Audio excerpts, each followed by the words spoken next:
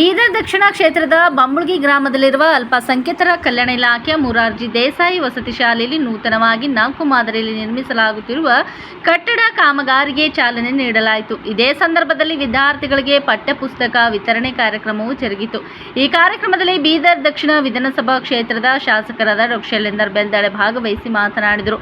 ಅವರು ಮಾತನಾಡುತ್ತಾ ವಿದ್ಯಾರ್ಥಿಗಳು ಉತ್ತಮ ಶಿಕ್ಷಣ ಪಡೆಯುವುದು ಇಂದಿನ ಸಮಾಜದ ಪ್ರಗತಿಗೆ ಅತ್ಯಂತ ಅವಶ್ಯಕ. ಉತ್ತಮ ಪಾಠಶಾಲಾ ಸೌಕರ್ಯಗಳು ಹಾಗೂ ಪಠ್ಯಪುಸ್ತಕಗಳು ವಿದ್ಯಾರ್ಥಿಗಳ ಭವಿಷ್ಯ ನಿರ್ಮಾಣಕ್ಕೆ ಸಹಕಾರಿಯಾಗಬೇಕು ಎಂದು ಅಭಿಪ್ರಾಯ ವ್ಯಕ್ತಪಡಿಸಿದರು.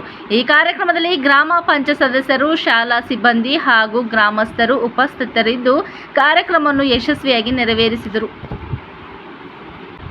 ಬೀದರ್ ಜಿಲ್ಲೆ ಭಾಲ್ಕಿ ತಾಲೂಕಿನ ತಳವಡ್ ಎಂ ಗ್ರಾಮದ ರೈತ ವಿಲಾಸ್ ಗಣಪತರಾವ್ ಪಾಂಚಾಳ್ ವಯಸ್ಸು 65. ಅವರು ಜೂನ್ 18ರಂದು ಮಂಜರ ನದಿಯಲ್ಲಿ ನೀರು ಕುಡಿಯಲು ಹೋಗಿ ಆಕಸ್ಮಿಕವಾಗಿ ನೀರಿನಲ್ಲಿ ಜಾರಿ ಬಿದ್ದು ನೀರಿನ ತೀವ್ರ ರಭಸಕ್ಕೆ ಕೊಚ್ಚಿ ಹೋಗಿ ದುರ್ಘಟನೆಯಲ್ಲಿ ಸಾವನ್ನಪ್ಪಿದ ಘಟನೆ ಜರುಗಿದೆ. ಈ ದುರ್ಘಟನೆ ಗ್ರಾಮದ ಜನರಲ್ಲಿ ಹಾಗೂ ಕುಟುಂಬದಲ್ಲಿ ಆಘಾತವನ್ನುಂಟು ಮಾಡಿದೆ ಎಂದು ಮೃತರ ಮನೆಗೆ ಜಿಲ್ಲಾ ಉಸ್ತುವಾರಿ ಸಚಿವ ಈಶ್ವರ್ ಖಂಡ್ರೆ ಅವರು ಭೇಟಿ ನೀಡಿ ಕುಟುಂಬದ ಸದಸ್ಯರಿಗೆ ಭಾವಪೂರ್ಣ ಸಾಂತ್ವನ ಸೂಚಿಸಿದರು. ನಂತರ ರಾಜ್ಯ ಸರ್ಕಾರದ ಪರವಾಗಿ 5 ಲಕ್ಷ ಪರಿಹಾರ ಧನದ ಚೆಕ್ ಅನ್ನು ಅವರ ಕುಟುಂಬದವರಿಗೆ ಹಸ್ತಾಂತರಿಸಿದರು.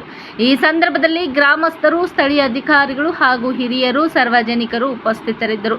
ಸಚಿವರು ಅವರ ಕುಟುಂಬದ ಬೇಡಿಕೆಗಳನ್ನು ಆಲಿಸಿ ಸರ್ಕಾರದಿಂದ ಸಾಧ್ಯವಿರುವ ಎಲ್ಲ ಸಹಾಯವನ್ನು ನೀಡಲು ಭರವಸೆ ನೀಡಿದರು. ಕಳೆದ 200 ವರ್ಷಗಳಿಂದ ಶ್ರೀರಂಗಪಟ್ಟಣದ ಸಂಪೂರ್ಣ ಕೊಳಚೆ ನೀರನ್ನು ಬೆಂಗಳೂರಿಗೆ ಕುಡಿಯುವ ನೀರು ಪೂರೈಸುವ ಕಾವೇರಿ ನದಿಗೆ ಬಿಡಲಾಗುತ್ತದೆ ಎಂಬ ವಿಷಯ ತೀವ್ರ ಕಳವಳ, ಆತಂಕ ಹುಟ್ಟಿಸುತ್ತದೆ.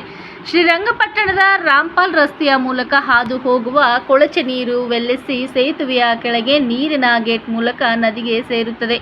ಪಾಂಡವಪುರ ಮತ್ತು ಮಂಡ್ಯ ಪಟ್ಟಣಗಳಿಗೆ ಕುಡಿಯುವ ನೀರನ್ನು ಎತ್ತುವ ಸ್ಥಳ ಇದಾಗಿದೆ. ಅದೇ ಕಲುಷಿತ ನೀರು ತೊರೆಕಾಡನಹಳ್ಳಿಯನ್ನು ತಲುಪುತ್ತದೆ. ಅಲ್ಲಿಂದ ಬೆಂಗಳೂರಿಗೆ ಎತ್ತಲಾಗುತ್ತದೆ. ಬೆಂಗಳೂರು, ಪಾಂಡವಪುರ ಮತ್ತು ಮಂಡ್ಯದ ಜನರು ಕುಡಿಯಲು ಮತ್ತು ಇತರ ಉದ್ದೇಶಗಳಿಗಾಗಿ ಅದೇ ಕಲುಷಿತ ನೀರನ್ನು ಬಳಸುತ್ತಿದ್ದಾರೆ.